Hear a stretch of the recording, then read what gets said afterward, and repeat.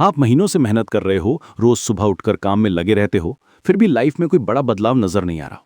क्या आपको भी लगता है कि आप गलत दिशा में भाग रहे हो? तो सुनिए, आप अकेले नहीं हो। 90% लोग इसीलिए फेल नहीं होते क्योंकि वो कमजोर हैं, बल्कि इसीलिए होते हैं क्योंकि वो गलत चीजों पर अपनी मेहनत लगा रहे होते हैं। स्कूल ने आपको पढ़ना सिखाया, गणित सिखाया, इतिहास सिखाया, लेकिन लाइफ जीतना नहीं सिखाया। वहां आपको बताया गया कि अच्छे मार्क्स लाओ, अच्छी जॉब मिल जाएगी, फिर सब कुछ ठीक हो जाएगा। लेकिन असल जिंदगी में गोल्स अचीव करना, ड्रीम्स को रियलिटी बनाना, ये सब कुछ अलग गेम है। और इस गेम के रूल्स कोई नहीं सिखाता। अब यहाँ ब्रूटल रियलिटी ये है कि हर साल लाखों लोग गोल्स लिखते हैं, नए साल पर रेजोल्यूशंस बनाते हैं, प्लानर्स खरीदते हैं, मोटिवेशनल वीडियोस देखते हैं, लेकिन 12 महीने बाद सिर्फ 10% ही वहीं खड़े होते हैं जहां वो पहुंचना चाहते थे। बाकी 90% वापस वहीं होते हैं जहां से शुरू किया था, या फिर और भी पीछे। तो सवाल यह है कि आखिर क्यों होता है ऐसा? क्यों इतने सारे लोग फेल हो जाते हैं जबकि वो सच में कोशिश कर रहे होते हैं? मैंने इस पर गहराई से रिसर्च की है और मुझे 4 मेन रीजंस मिले हैं जो इस फेलियर के पीछे हैं। पहली वजह है कंफर्ट जोन के साथ एक्सेसिव लॉयल्टी। ज्यादातर लोग अपने गोल से नहीं, अपनी कंफर्ट से लॉयल होते हैं।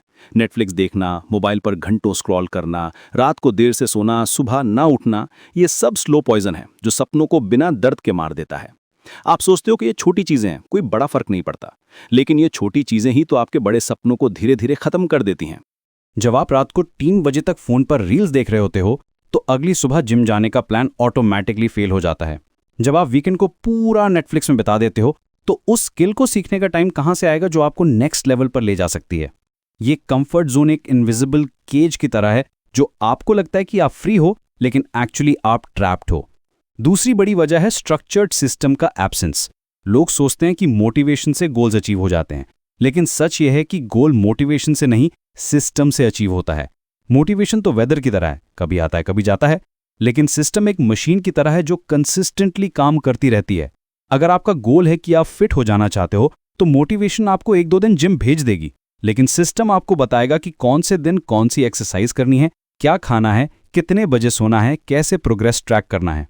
जब प्लान नहीं होता तो डिसिप्लिन भी नहीं टिकता, और बिना डिसिप्लिन के कोई भी गोल सिर्फ एक विजुअल थिंकिंग रह जाता है। तीसरी वजह है फियर ऑफ फेलियर, लेकिन एक्चुअली ये फियर ऑफ फेलियर नहीं है। लोग सक्सेस से नहीं डरते, वो लोगों की नज़र से डरते हैं, इसीलिए वो ट्राई ही नहीं करते। अगर मैं बिजनेस स्टार्ट करूंगा और फेल हो गया तो लोग क्या कहेंगे? अगर मैं यूट्यूब चैनल बनाऊंगा और व्यूज नहीं आए तो रिलेटिव्स क्या सोचेंगे? ये फियर ऑफ जजमेंट इतना पावरफुल है कि लोग अपने सपनों को ही मार देते हैं। सबसे इंटरेस्टिंग बात यह है कि जिन लोगों की ओपिनियन से आप डर रहे हो वो खुद अपनी लाइफ में कुछ खास अचीव किए नहीं होते। वो अपने कंफर्ट जोन से बाहर निकलने की हिम्मत नहीं कर पाए, और अब वो नहीं चाहते कि आप भी निकलो। मिजरी लव्स कंपनी, और मीडियोक्रिटी भी।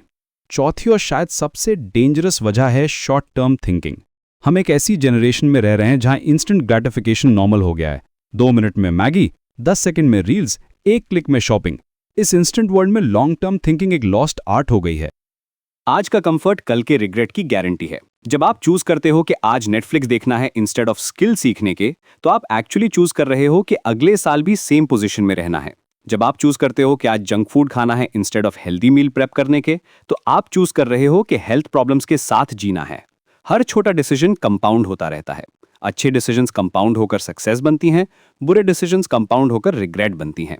और सबसे ट्रैजिक बात यह है कि ये प्रोसेस इतना स्लो होता है कि आपको पता ही नहीं चलता कि आप कहाँ जा रहे हो।